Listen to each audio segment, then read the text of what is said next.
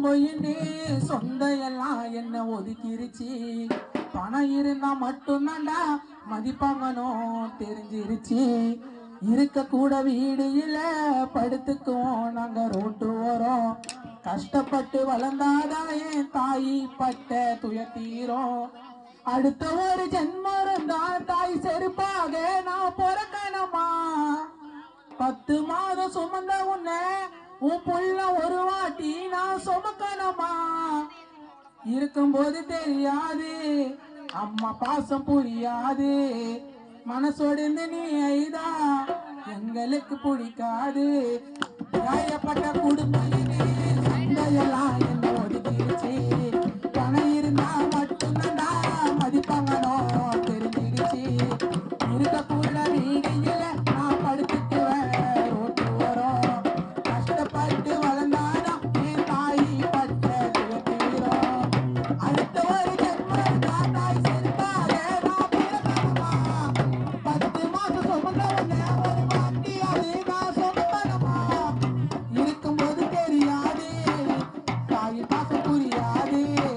உடல் மண்ணில் சாய்ந்து விட்டால், உடல் மண்ணில் சாய்ந்து விட்டால் 5 லாபம் கிடையாது. தெய்வத்தை நான் பார்த்துக்க என் தாயோட உருவத்துல. திரும்பவும் நான் இருக்கணும் நம்ம கருவறை சொர்க்கத்துல.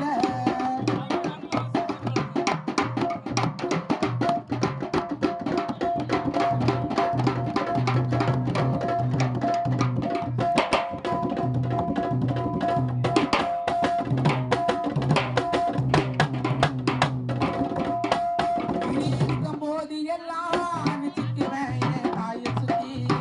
அப்பதான் நான் புரிஞ்சுக்கிறேன் இடிய விட அதிக தாயை சுத்தி. மயில நான் நினைச்சாலும்